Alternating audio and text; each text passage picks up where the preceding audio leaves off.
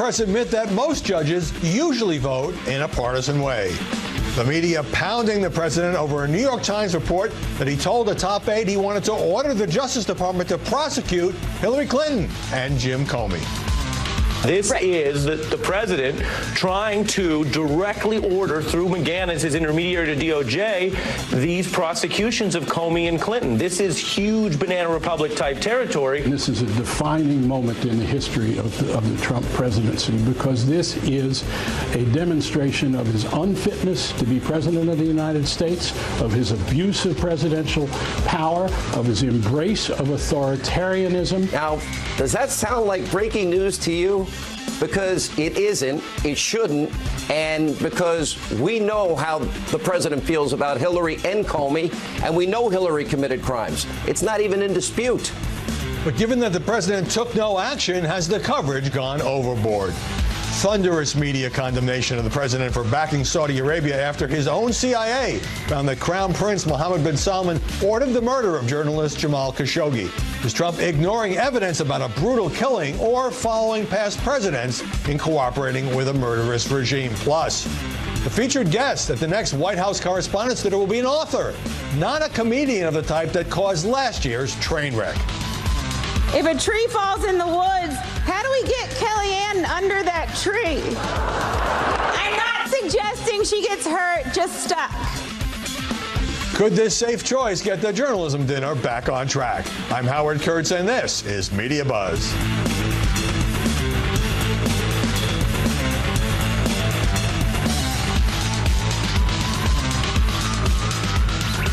The Thanksgiving tussle began when a federal judge in San Francisco, where the decidedly liberal Ninth Circuit Court of Appeals is based, temporarily blocked President Trump from denying asylum appeals to immigrants who illegally crossed the southern border. And the president lashed out at the Ninth Circuit. Well, you go to the Ninth Circuit, and it's a disgrace, and I'm going to put in a major complaint, because you cannot win, if you're us, a case in the Ninth Circuit. And I think it's a disgrace. This was an Obama judge. And I'll tell you what, it's not going to happen like this anymore. The Associated Press asked the Chief Justice for comment, and Roberts, a George W. Bush appointee, responded by criticizing the president for the first time.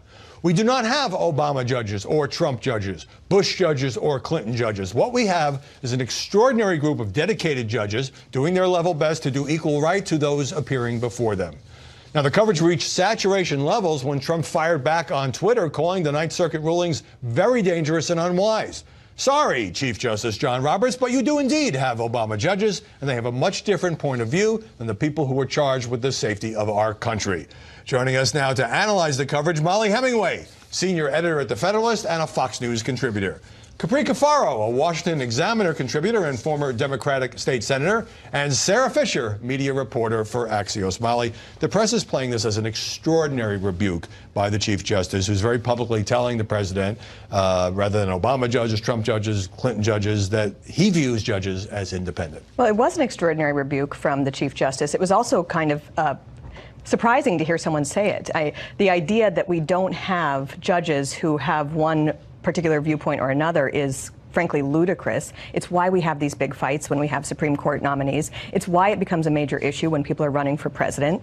And the Ninth Circuit in particular is one which has a tremendous rate of getting its rulings overturned. It's where people go to, they sort of shop around and they try and get cases there so that they can get overturned because they're known for being so partisan. So it was a very surprising thing for him to say. It's like, I think what he was trying to say was that ideally we would have a judiciary that was independent, but to not deal with the reality that we have some pretty big problems in the judiciary is something worth commenting. Well, I just note that there also are conservative circuits, and during the Obama administration, a lot of cases were filed in Texas, for example, to try to get a favorable ruling. But Sarah, is the press buying into the sort of civics lesson version, a kind of a hope or the idealism of, well, judges rule case by case, which they all say they're going to do at the confirmation hearings, and then, of course, mostly, with some exceptions, they vote in predictable ways. Yeah, I actually agree with Molly on this one. I think that the press is kind of buying into this ideal that, okay, Chief Justice Roberts is doing something that's totally unprecedented by calling this out. But in reality, we know that these judges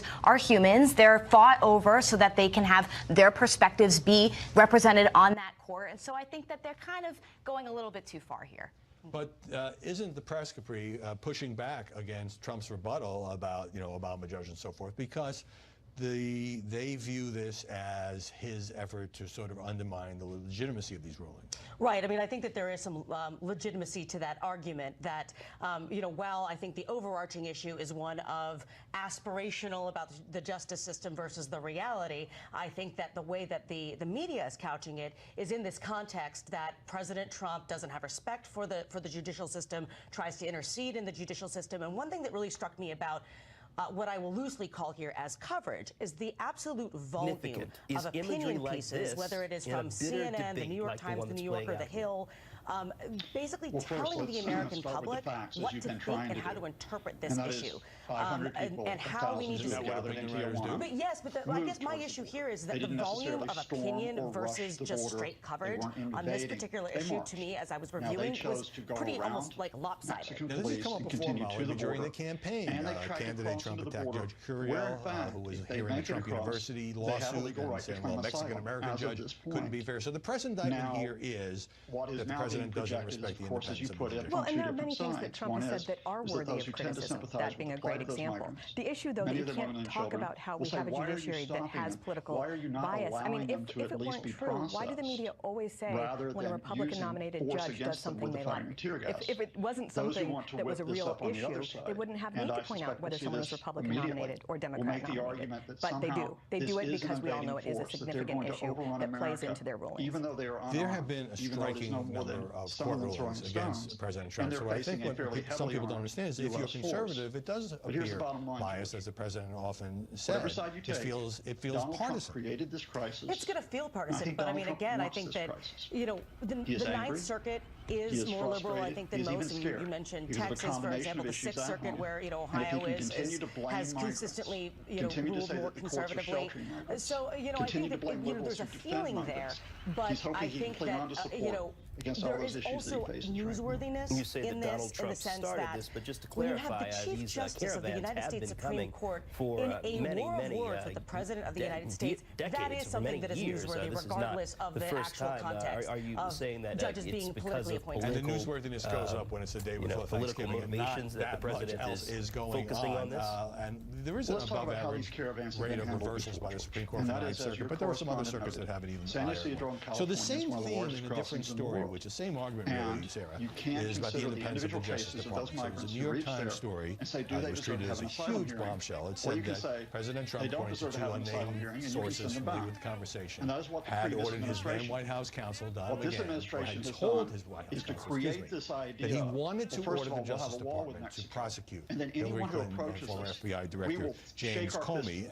CNN went nuts over this, MSNBC went nuts over this, Fox covered it more sparingly. How big a story is this? I mean, it is a big story. The president is not supposed to be meddling in any affairs from an independent, branch of government. But this is not completely new, which is why the amount of coverage is interesting. We saw him do this on the campaign trail, vowing to break up AT&T and Time Warner's merger, which is something that goes to the DOJ. He's tried to undermine Amazon through the DOJ. So we've seen him try to use this as a political tool. This is different, however, because it's not just a civic case. It's looking into two individuals for a crime.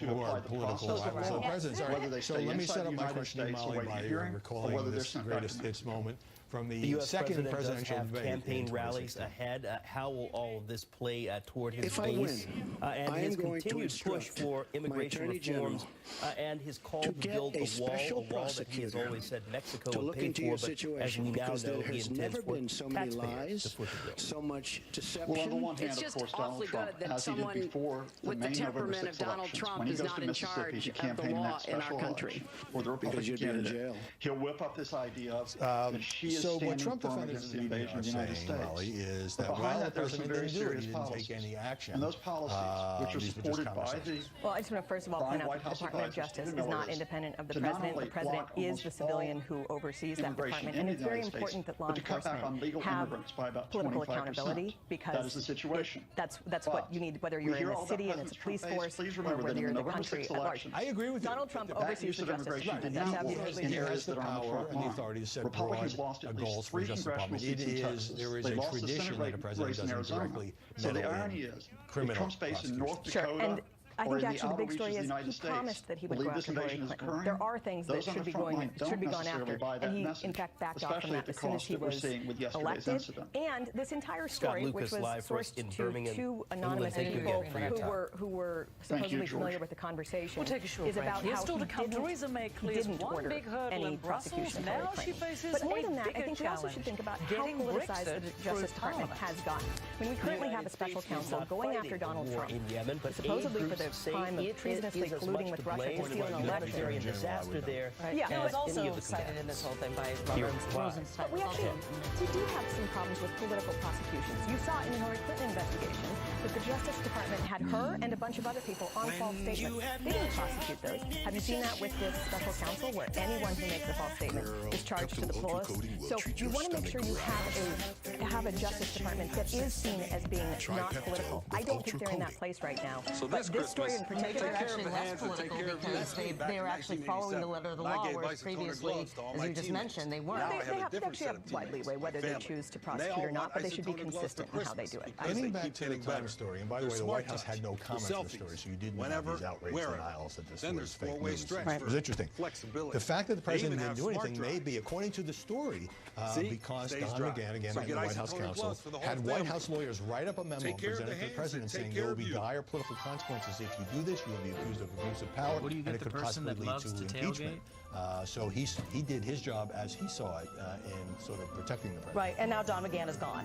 So let's not forget that. I mean, I think that, maybe... You're not suggesting that these two... No, absolutely not. I'm not saying, I'm just saying that, the absence of that potential checks and balance is no longer there, and I think that is significant. One thing that I did notice of this is that, the issue of the acting Attorney General is also sort of brought into this, Matt Whitaker, and, he actually, I guess according to these unnamed sources, said he was ready to talk about this issue, but at the same time wanted to placate Trump, but didn't want to cross a line. So I'm fascinated that there isn't more coverage on the role of Matt Whitaker in these conversations about quote-unquote abuse of power. There has been some critical coverage because of his history of criticizing the Mueller investigation. I think some of that will come back, and also, Sarah, because the president just submitted written answers to Mueller's questions and has made pretty clear he does not plan to testify in person. There's been a debate about that for about a year.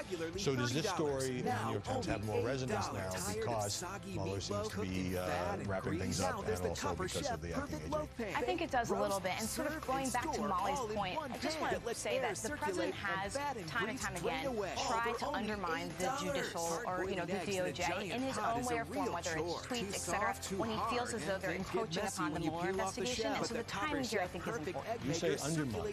Is he entitled to express his opinion? He's entitled to express his opinion, of course, but, kind of going after the DOJ, which I know he has brought oversight of it, but it really is supposed to be acting independently of him. It's not something most presidents do. All right, just as it's heating up, I've got to get a break ahead. Media uproar over Ivanka Trump using private email, but are the comparisons to Hillary a little bit off the mark? And when we come back, the press unloading on President Trump for the murder of a Washington Post contributor, Jamal Khashoggi. This after Trump's own CIA concluded the killing was ordered by MBS. Saudi Crown Prince Mohammed bin Salman. The president wrote that the Crown Prince might have had advance knowledge. Maybe he did, and maybe he didn't, and was pressed by reporters.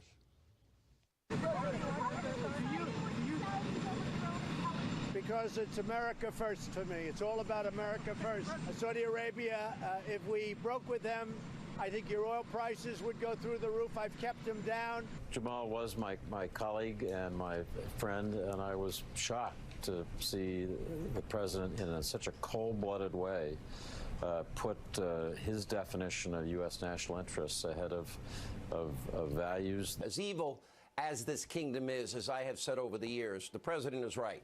Saudi Arabia has now emerged at an important point in history as a partner in the Middle East.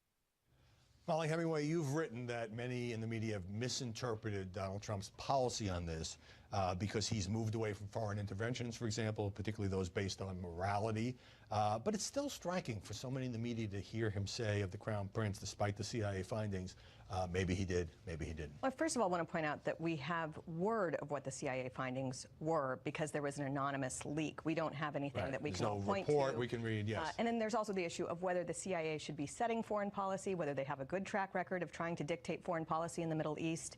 We have in recent decades seen where they did not do a very good job. The slam dunk in Iraq, perhaps? Yes. So the idea that they should be setting it, I think, is one of the errors that we saw in the media coverage. In general, though, yes, Donald Trump has a very different foreign policy than what we saw in the Republican Party and in the Democratic Party over the last few decades. We had this idea, we had sort of an experiment with spreading democracy or spreading American values, that this would be, we would invade countries and then they would greet us as liberators, as Dick Cheney said, and then it would all go very well. Well, it didn't go very well. We've had a bunch of failures, we've had a bunch of money and a bunch of lives lost, and I think that the American people were not as elated with that approach. Yeah. But you're seeing in the media coverage, they're still all in on this, spreading American values as a way, as being the primary issue in foreign policy. Donald Trump says it's national interest. What is in our interest at home and what's in our interest at abroad? It is very different. Sarah Fisher, I will grant that Jamal Khashoggi, in his case, got far more coverage than if it had been some dissident because of the Washington Post connection, because he was an opinion journalist. But the Saudis lied repeatedly about his murder. First said he walked out of that consulate, then said, oh, it was a fist fight. I mean, there's a whole litany of lies here. And now Trump CIA, he says these are CIA's feelings, not findings, but as leaked, as Molly says the guy running Saudi Arabia day to day ordered this murder. And that has led to the media denunciations. Yeah, I mean, as a reporter, you can't help but look at the evidence of everything that we've seen so far. First, they say he walked out of the embassy and that he's alive. Then they're saying, oh, well, he died, but it was in a fist fight. I mean, and then you have people that are now being persecuted by MBS for what they are saying is a gruesome killing. So I think the problem here is that we know that they've been lying. In other cases, we've seen really gruesome situations, but the president is defending someone who we know has lied to the entire world about the situation. I mean, it looks foolish.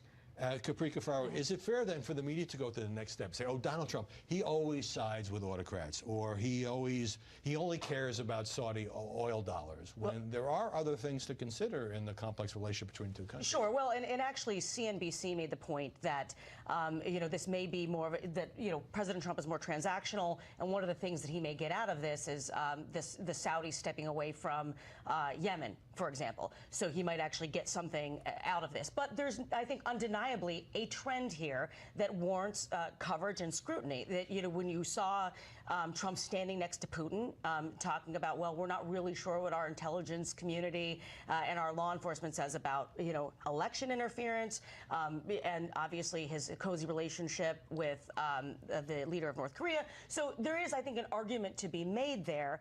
But is it a step too far? I don't know, maybe not. This is an intelligence community that went to war with the president several years ago, has done politicized leaking. You have not seen anyone really held accountable for it yet, even though some of these leaks were very, very bad criminal leaks. But that doesn't take away the fact that if you want the president to trust you, you probably should behave in a slightly different way. Is it fair for the press to say, to dump on Trump over this, when previous presidents, without the hot spotlight of such a high-profile murder, also cooperated with Saudi Arabia, despite all kinds of terrible things by that regime? It's not just Saudi Arabia. We have frequently made alliances with people who are very bad, most notably in World War II with the Soviet Union, which committed human atrocities on a scale that's almost unimaginable. Sometimes you do it because you have other interests in mind. It's not good. It's bad. We don't like Arming the Afghans against the Soviets? All right, we got to go.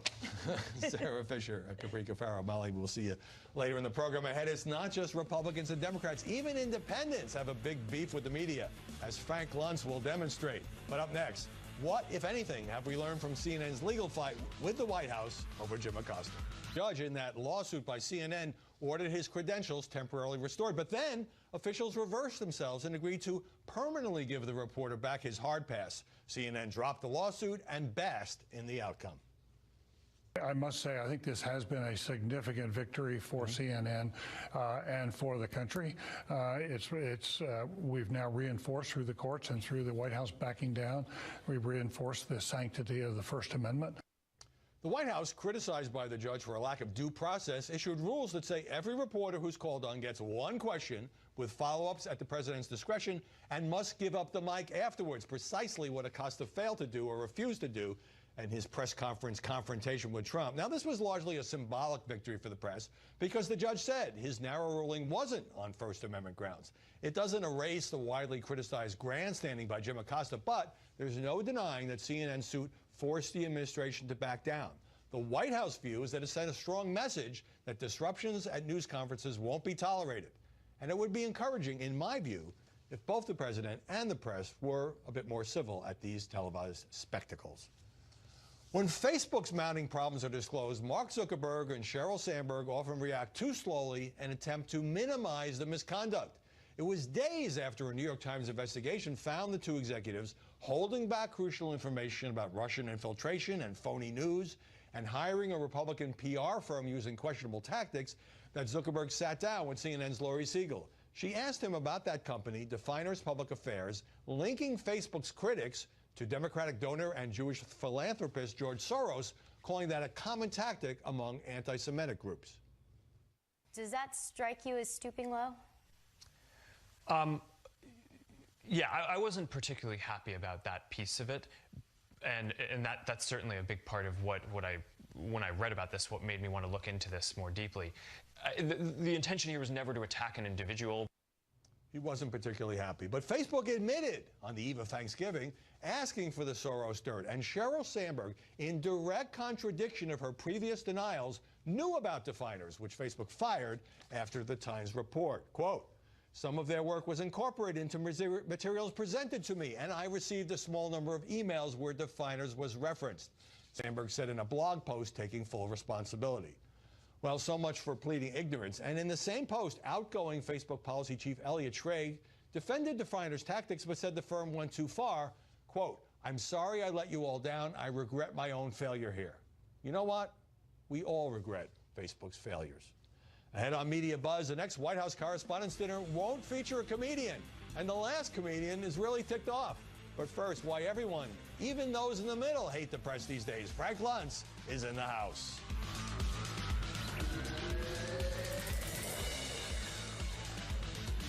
Pay attention. Only days left for you to become a Fox Nation founder. Get new can't-miss live opinion shows daily and documentaries and specials that tell the real stories behind the headlines. Exclusively on Fox Nation. Plus, get limited-time available exclusive merchandise and Fox Nation special access to events with your favorite personalities. Stories done right, politics done right. I don't think the media treats anything fairly. I think the media is too skewed left and right, and they don't really see anything in the middle. I will switch channels. I'll do CNN, and then I'll go to Fox, and then I'll go to MSNBC, and you can just sense the slant. But that information's helpful. I think the media now has an agenda, whether it is Fox, CNN, whoever. You don't think they tell the truth? I don't think absolutely not. I don't think they consistently tell the truth. And joining us now here in Washington is Frank Luntz, the veteran Republican pollster. So these independents don't seem as angry as some of your earlier focus groups, but they seem to share a disdain for what they view as the partisan media. There's been a deterioration of confidence, of trust in all of our institutions. It's being driven by politics. This election cycle was certainly one of the worst in terms of negativity that was put together by one people. The organizations are trying to find some common ground. And Howie, you've had me on here a few times. That's my mission for 2019. That's my New Year's resolution, to find a way that people can disagree without the anger or rancor, to find those areas where we still agree, even if we may disagree on the details. We got to do something. We can't live this way anymore. I'm listening to these people, and they're talking about Fox and MSNBC and CNN, and they say it's biased. But it occurs to me that they're not making any distinction between news and opinion, and that they're defining each network in a way by their pundits. At least that's how it seems to me. But how can they make a distinction when those networks, including this one, yes, privately there is a distinction. There's a certain hour. And it's not private. When you watch Special Report with Bret Baier, to take Fox as an example, you're getting a newscast. When you watch Primetime on Fox or MSNBC or CNN, you're getting people who spout opinions that you may agree with or disagree. But the 11 p.m. show on Fox is supposed to be news. It's not supposed to be opinion. So it's not clear what you're getting at each specific time. It may be obvious to you. It's not obvious to You're the saying voters. it's confusing. It's confusing, but more importantly, there's nothing that has the public. The thing that I have found, and I've done focus groups in all 50 states, and that's my goal, in 2019, to find some way to go to 50 states in 50 weeks to show the American people what they themselves are thinking and saying and believing.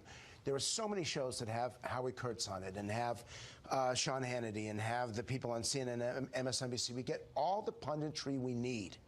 What we never have, never, is the voice of the public.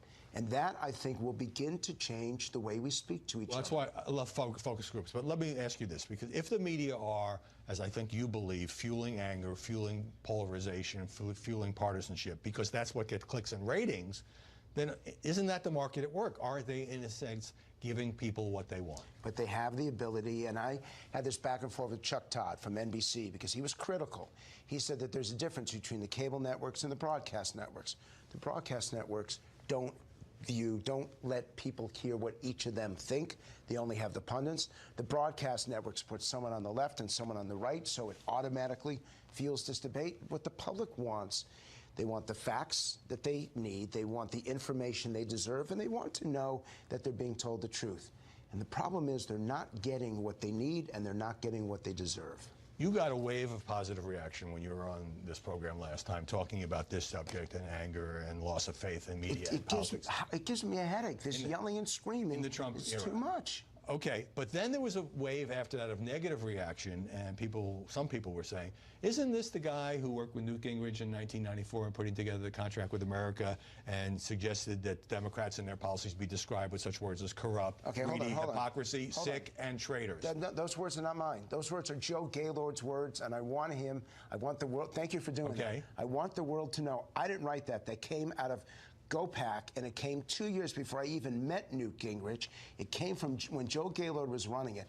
And because of the web and how it works, when one person writes something that's a lie, everyone else assumes that it's true. But I hate that language. That language is wrong. That language is awful. But the broader point, Frank, is that you come out of a Republican background, and you suggested ways for Republicans to win elections. That was your job. But the contract with America was all positive. Okay, it was 10 things that the Republicans were going to do. And they made a commitment to do it. And they won both houses of Congress. And if they didn't, they invited voters to throw them out.